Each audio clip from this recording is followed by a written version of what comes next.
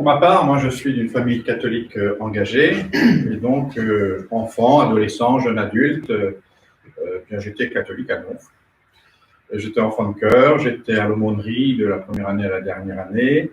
À l'âge de 14-15 ans, il fallait quelqu'un à l'harmonium, ben, je me suis mis à l'harmonium et donc je suis devenu organiste de plus en plus. Et comme ça marchait bien en musique, tant à l'orgue qu'à la clarinette, à la musique municipale de Gien, bien, ça a été pour moi une vocation.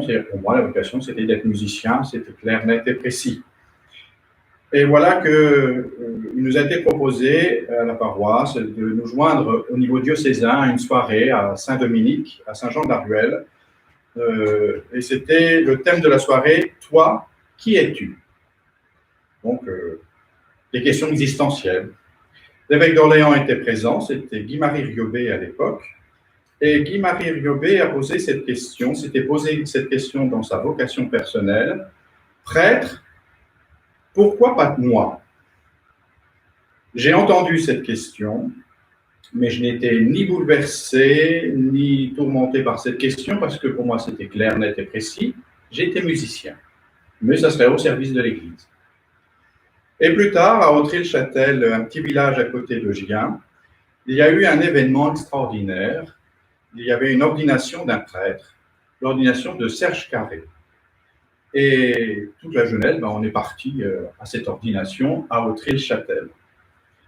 J'y suis allé, je suis rentré dans cette église, mais quand je suis sorti de cette église, j'étais plus le même.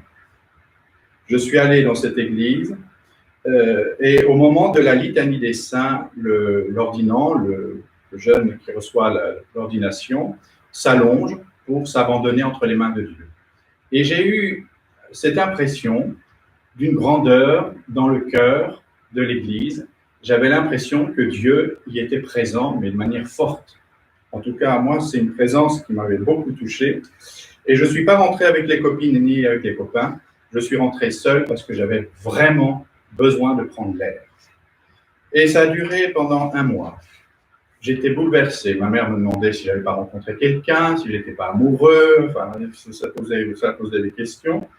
Et moi, dans mes questionnements, plus je m'éloignais de la question d'être consacré à Dieu, en tout cas, plus la question était forte, et plus je m'approchais pour me consacrer à Dieu, et plus la douceur et la paix, la sérénité arrivaient.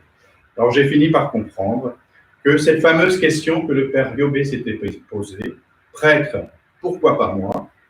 Eh bien, il fallait peut-être que je me la pose. Et dans la prière, j'ai fini par répondre, eh bien, prêtre, pourquoi pas moi? Ben oui, me voici, je viens faire ta volonté. Et c'était décidé. Et à partir de ce moment-là, j'ai franchi le pas d'oser le dire à la famille. Ça n'a pas été si simple, parce que tout le monde n'a pas accepté. Et puis aux prêtres qui me suivaient. Et ensuite à Orléans, à l'équipe qui s'occupait des vocations. Je me suis inscrit aux années d'accueil au cercle, qui était à l'époque de mise. Et j'ai rencontré là des jeunes qui se posaient des questions comme moi, prêtre pourquoi pas moi, ou religieux, ou religieuse pourquoi pas moi. Et ça m'a beaucoup marqué et apporté, parce que ça apportait de l'eau à mon moulin, ça me donnait des éléments de réponse. Mais la décision, non, elle était déjà faite.